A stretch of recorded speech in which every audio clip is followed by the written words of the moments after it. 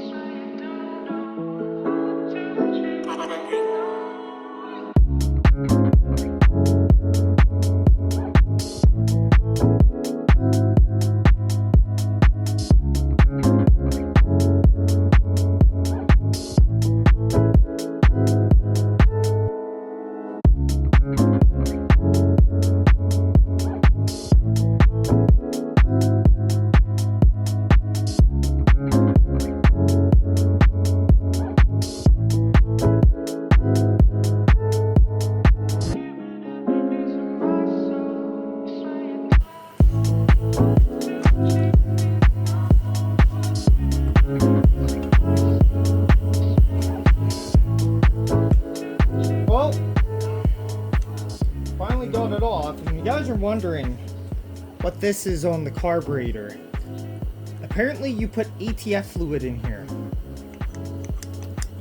and it lubricates something, I don't know. This is foreign to me. And I noticed when I was playing around with this, because I was fighting this carburetor, there's supposed to be a fuel line that goes here that I'm trying to look for. I know an insert goes here, but then there's a block off that you guys see right here. I'll turn on the light. Someone blocked this off for some reason. And this is a feed line right here.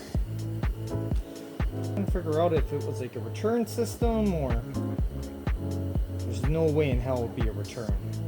I'll figure that out when I get to it, I guess.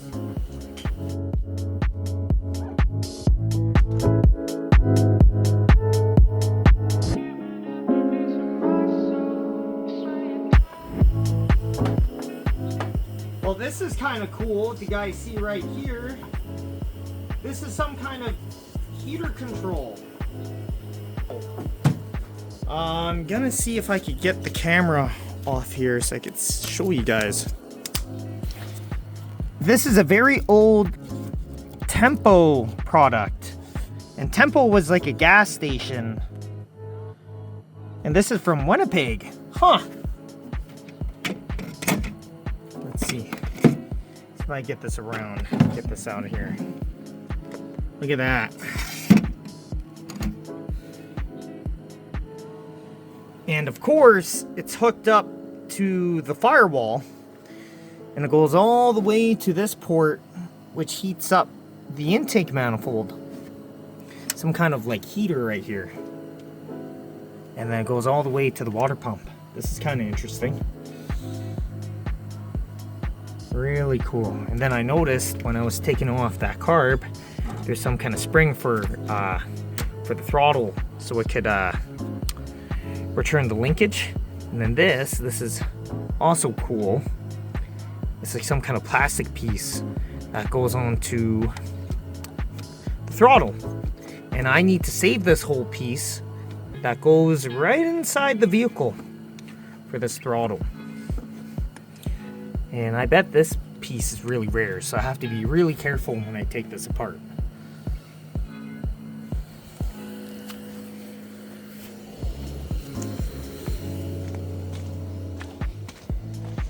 Here's another indication of another company that was lazy when it came to importing vehicles overseas. If you guys notice, this is still a left-hand drive vehicle, but look where the booster is. This is for the right hand. And if you look under the dash, well, I'm not gonna crawl under there. There's a whole linkage that goes all the way across underneath the dash. And yeah, that's how you could tell. They were just lazy and they don't give a shit. They just ran a freaking rod across. And probably it was just cheaper to do that way.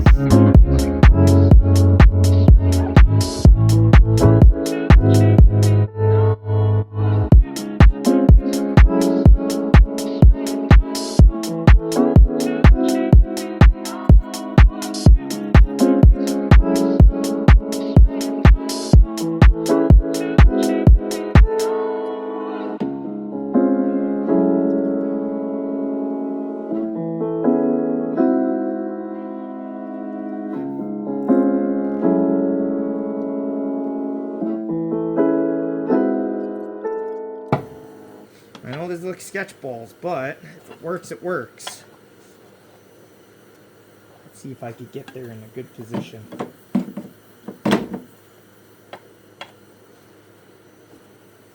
There we go. Didn't look that difficult, but that bugger was tight. Oh! Look at that. So, this is kind of interesting. I'm probably going to cut... Look at this.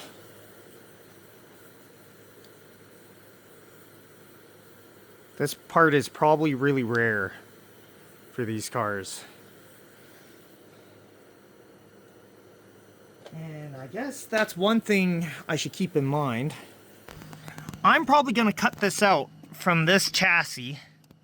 I'll cut the rivets off because the way how this is designed is there's a bushing here and there's nothing really behind here. All it does is sit here and there's a little bushing.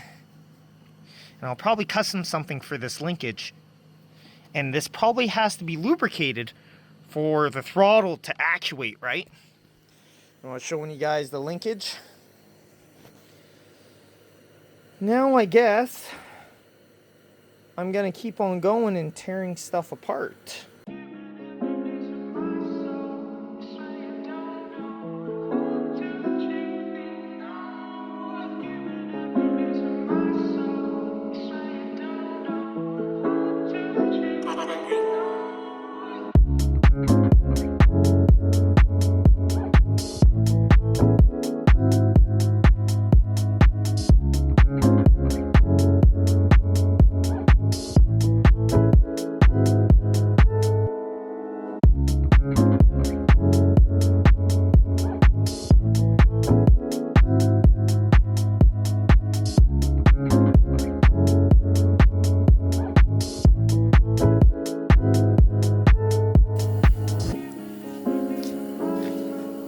So if you look here, this guy, you can see on this back side right here, this bolt was like fucking beating this crazy. And this guy left it loose, this bracket.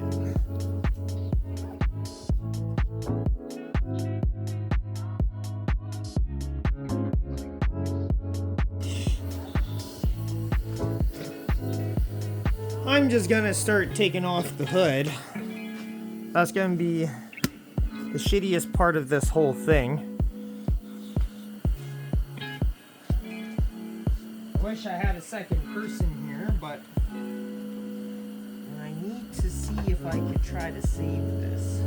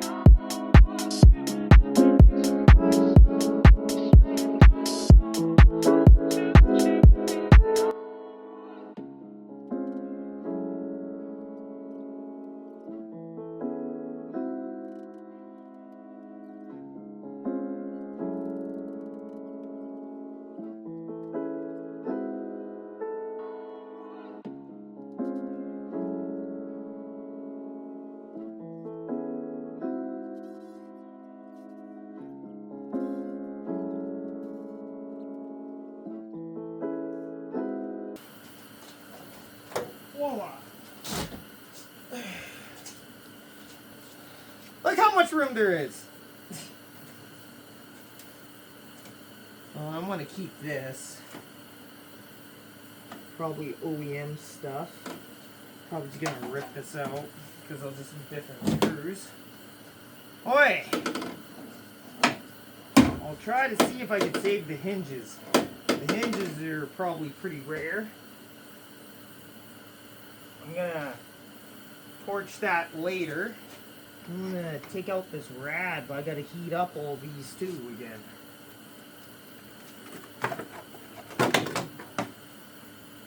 Yuck. Gross. Heat that up. I don't want the cobwebs to catch on fire.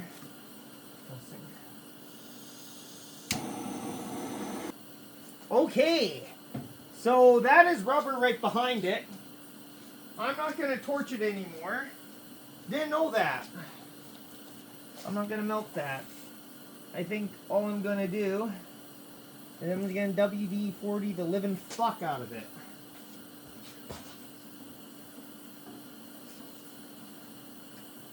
And because I could see the bolts anyways. Where is it? Unfortunately, you can't really see the ones that are over here. Because the original plan for this whole front end is the whole back.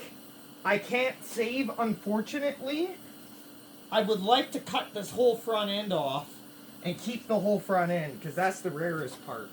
So, for example, if I get into a collision, I would keep the doors, I would keep this whole front end and get rid of the back. Unless someone wants to take this from me, this wagon.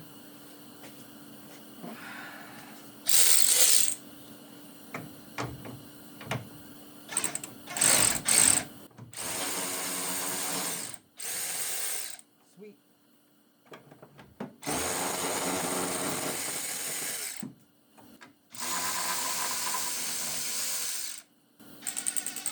So what the fuck is this?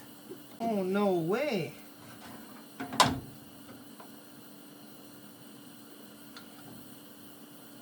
Oh, so there is coolant in here. Look at this. This is fucking weird. And what's even makes it weirder, you know what? This would make sense. So over here, you would have your highest point of where you would be able to bleed the motor. So right here, that's where you'd be able to bleed it. Here, well, this would be highest point. Now down here, you'd be able to bleed it out. That's really interesting. Even though it's broken, I'm still gonna keep it. That's cool. That's definitely super cool. And the reservoir is still intact. There's some fluid in it still. I gotta take these bolts off though, because I need to get this rad out. I got one more bolt holding it. I don't want this just fucking slamming on the ground. I would like to get this pulley off. Holy shit! That's fucking tight. So, I think what I'm gonna do, I'm gonna take the rad out. Or I'm gonna take this reservoir out first. And then I'll get the rad here. Okay. So I don't know what this is. So we're going to discover this together, guys. Hopefully there's no mice in here. Oh shit. I don't even know what this is. This must be like some kind of smog thing. I gotta be really careful about this because this is the washer tank. Do keep in mind, guys, I am going to keep this car as a daily. Like, to drive around. So I do not want to fucking lose all this stuff here. I'll just put this over there. Oh yeah, this thing clips off. Yeah, there we go. Look how nice that came out. I'm gonna test power and ground on this pump. That'll be pretty sick. And obviously, we could get a generic pump. I'm gonna cut this line because I don't want to break it out. The fuck is this?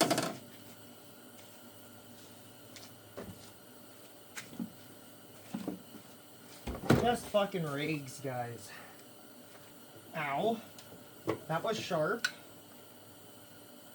Okay. My future self, if you're watching this, this wire that goes across this box, this is for the distributor. Okay, so now, don't worry guys, I'll get the bolts. I didn't forget about the bolts. Here we are. Oops. I want to get a biggie. Look at that.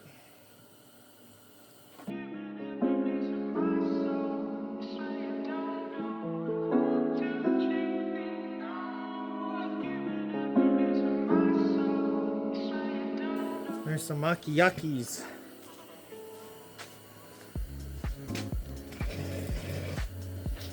Let's see what comes out of here. Oops. Oh!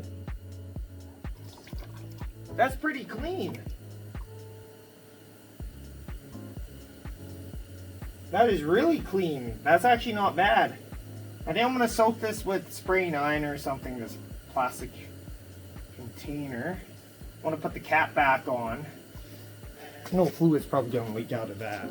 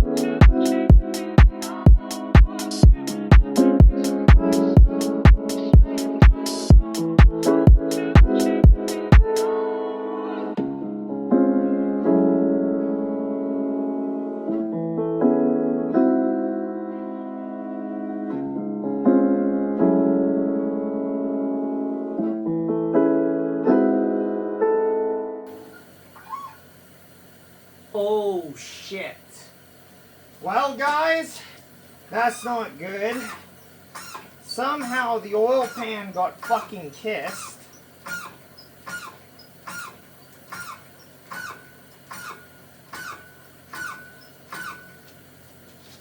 So that's the first thing we need to look at. Maybe that's why the engine's not fucking turning. So you guys see right here, somehow the fucking pan got fucking kissed. So I think that'll be the first thing to check.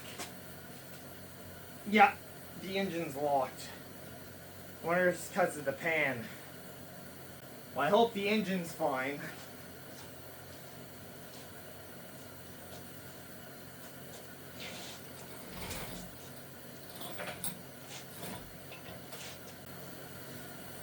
Other than that, guys, it's pretty good. Yeah, that's definitely fucking seized.